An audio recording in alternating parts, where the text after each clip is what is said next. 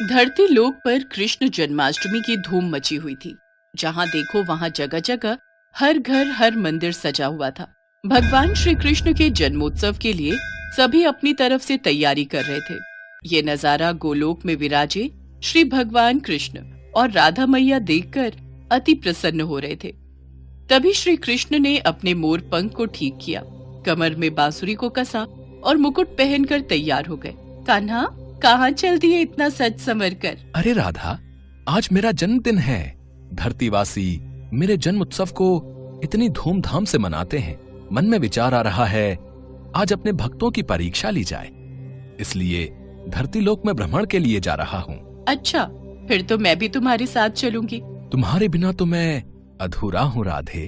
भला तुम्हारे बिना मैं कैसे जा सकता हूँ? चलो, अब तुम भी तैयार हो जाओ। कान्हा, तुम्हें ज्ञात है जन्माष्टमी पर भक्त तुम्हें छोटे बालक के रूप में पूजते हैं, इसलिए इस रूप में नहीं, हम छोटे बच्चों के रूप में जाएंगे। ये भी उत्तम रहेगा। राधा कृष्ण दोनों धरती लोक पर जाने ही लगे कि तभी कृष्ण के सारे सखा वहाँ आ गए। अरे वाह कान्हा, तुम्हारे जन्मदिन का आयोजन और तुम अकेले अकेले ही जा रहे हो।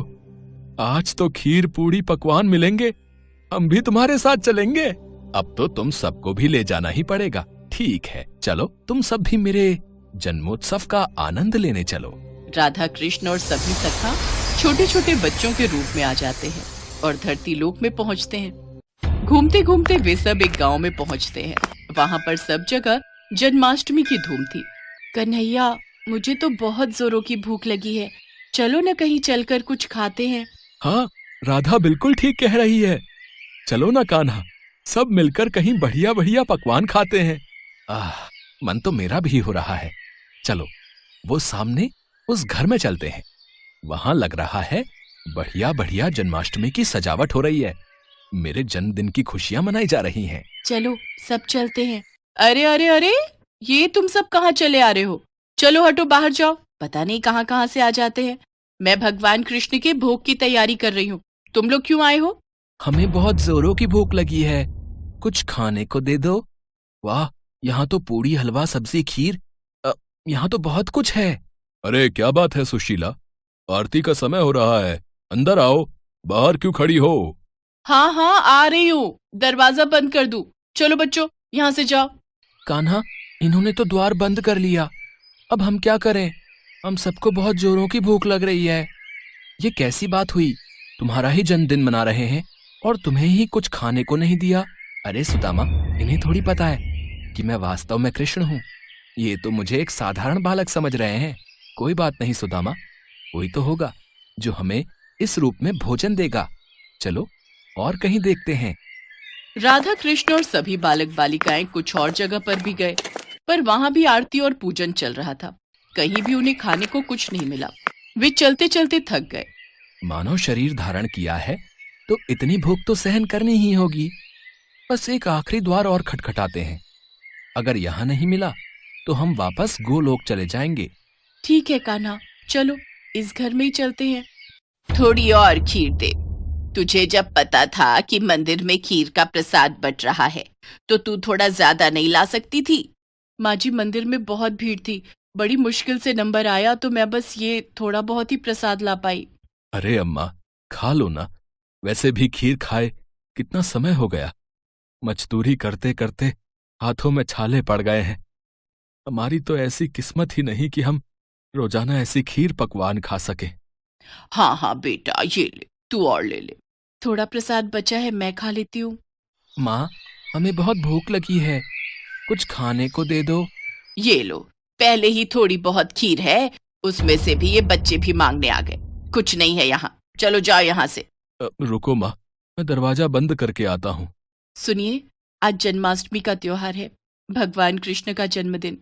ये बच्चे उन्हीं के रूप में लगता है झांकी लेकर निकले हैं। हो सकता है इन्हें रास्ते में भूख लगाई हो। थोड़ी सी खीर है मेरे पास, इन्हें दे देती हूँ। ऐसे द्वार पर आए बच्चों को भूखा भेजना मुझे ठीक नहीं लग रहा। माँ ये लो, तुम मेरी खीर भी इसमें से ले लो, मुझे इतनी सारी नहीं खानी।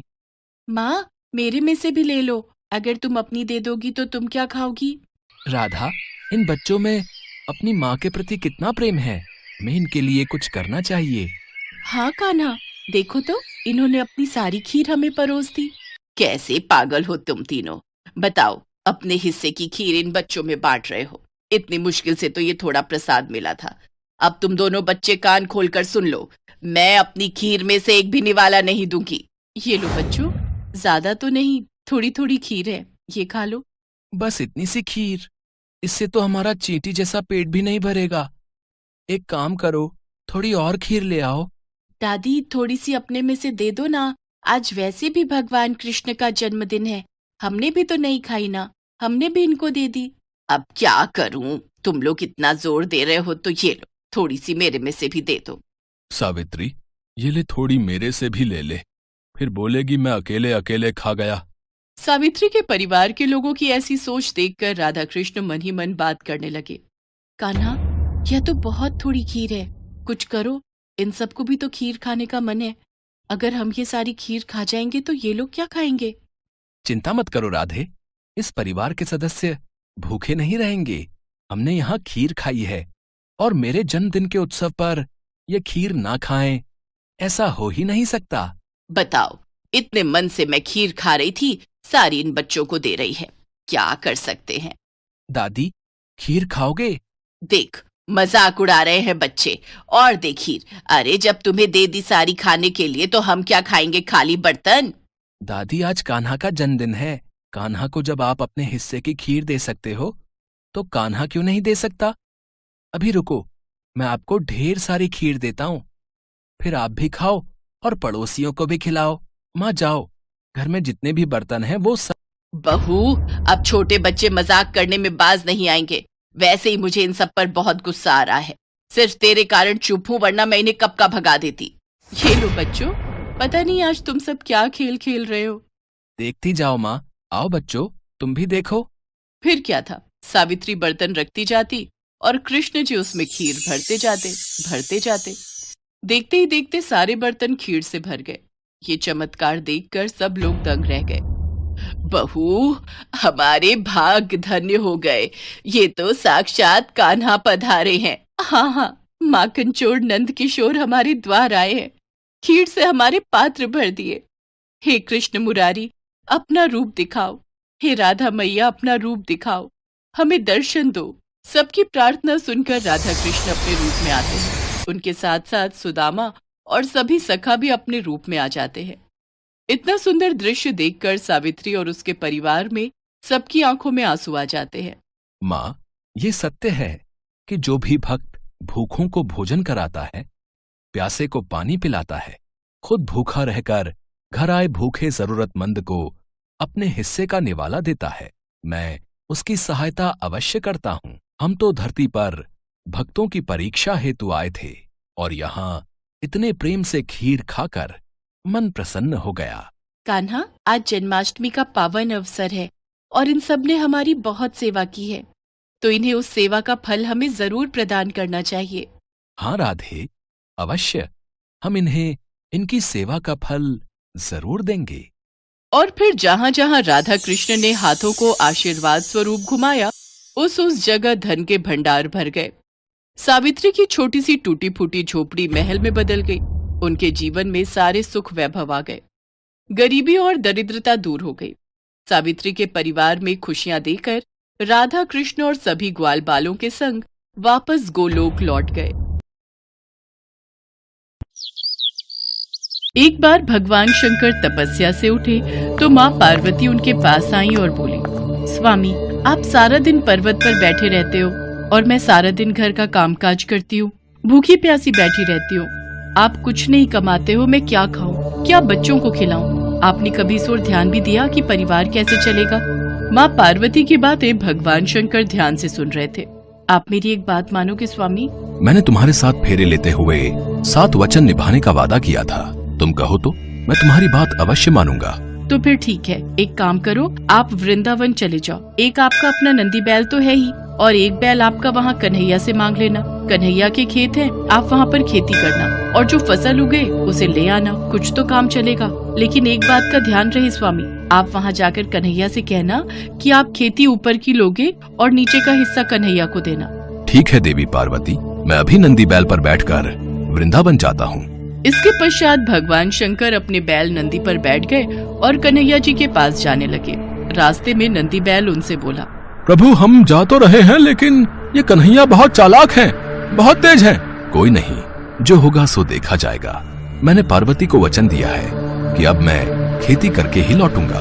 और फिर इसके पश्चात शंकर जी अपने बैल नंदी के साथ कृष्ण जी के द्वार पहुँचे और अपना शंख बजाने लगे। शंख की आवाज सुनकर कृष्ण जी द्वार खोलते हैं तो उनके सामने भगवान शंकर खड़े थे।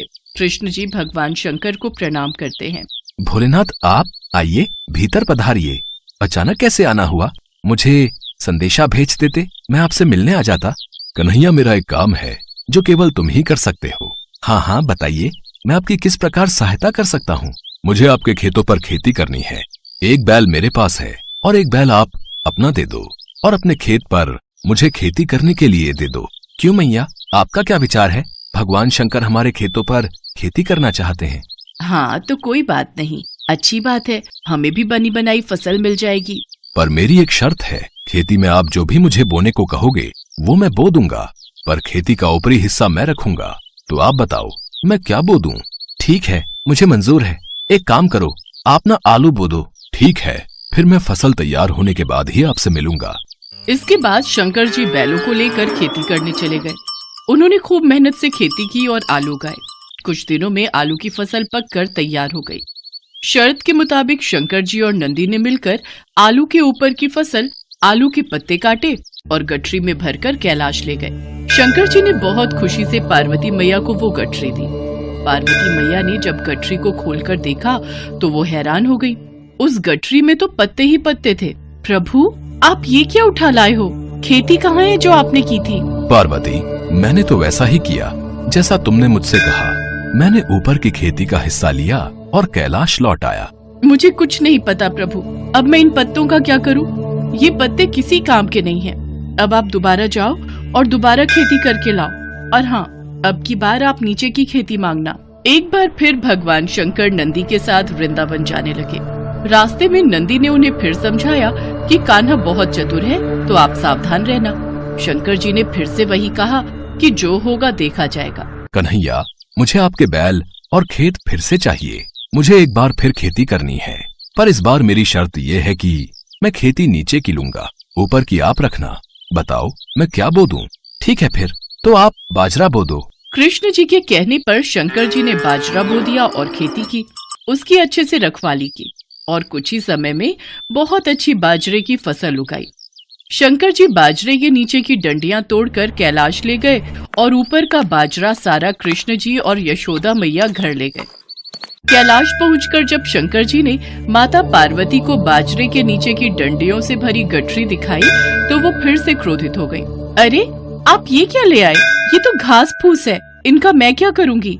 इसमें बाजरे के दाने कहाँ हैं? पार्वती मुझे तो तुमने कहा कि मैं नीचे की खेती ले आऊं, इसलिए ऊपर की खेती मैंने कन्हैया को दे दी। मुझे कुछ नहीं पता, मैं क्या बनाऊं और क्या खिलाऊं। आप एक बार फिर से जाओ और इस बार कन्हैया से कहना कि ऊपर और नीचे दोनों की खेती आप ही रखोगे। ठीक है पार्वती, जैसा तुम कहो, मैं फिर से जाता हूँ। चलो नंदी। शंकर जी कन्हैया के द्वार पर पहुँचे और उनसे फिर से खेती करने के लिए कहा। कन्हैया इस बार ऊपर और नीचे दोनों की खेती मैं ही लूंगा। बताओ मुझे क्या बोना है? ठीक है, इसमें मुझे कोई आपत्ति नहीं है। आप इस बार मक्का बोलो। इस बार आप ऊपर और नीचे की खेती ले लेना और जो बचेगा वो मैं रख लूंगा। शंकर जी फिर से खेती करने लगे। कुछ ही समय में मक्का की बहुत अच्छी फसल उगाई। कृष्ण जी यशोदा मैया के साथ मिलकर बीच का हिस्सा यानी कि मक्का तोड़कर घर ले गए और ऊपर और नीचे की फसल भगवान शंकर कैलाश पर्वत पर ले आए। इस बार नंदी और भगवान शंकर बहुत खुश थे कि ऊपर और नीचे की दोनों खेती देखकर माता पार्वती बहुत खुश होंगी। पर जैसे ही उन्होंने माँ पार्वती को खेती की गठरी पकड़ाई, जिसे देखकर माँ पार्वती अपना सिर पकड़कर बैठ गई। अरे ऊपर और नीचे की फसल तो ले आए, पर इसमें भुट्टा कहाँ है? पार्वती तुमने ही तो कहा था कि ऊपर की और नीचे की खेती लेकर आऊं, इसलिए मैं ऊपर और नीचे की खेती ही तो लेकर आया हूँ। अब मैं भोला भाला जैसा तुमने मुझसे कहा मैंने वैसा ही किया। तभी कृष्ण जी आते हैं। माँ पार्वती भोलेनाथ बिल्कुल उचित कह रहे हैं। भोलेनाथ को तभी तो भक्त भोले बाबा कहते हैं। भोलेनाथ तो भाव के भूखे हैं। प्रेम से जो भी इनको कुछ भी अर्पित करता है वे ग्रहण कर लेते हैं। आप धन्य हैं भोलेनाथ। माँ पार्वती, भोलेनाथ के द्वारा की हुई खेती मैं ले आया हूँ, इसे स्वीकार कीजिए। माँ पार्वती देखती हैं कि भगवान भोलेनाथ ने तो बहुत ही बढ़िया खेती करके आलू, बाजरा और मक्का उगाया था। वो खुशी से फूली नहीं समाती। कुछ भी कहिए स्वामी, पर आपने नंदी और कान्हा के बैलों के साथ मिलकर बहुत बढ़िया खेती की है।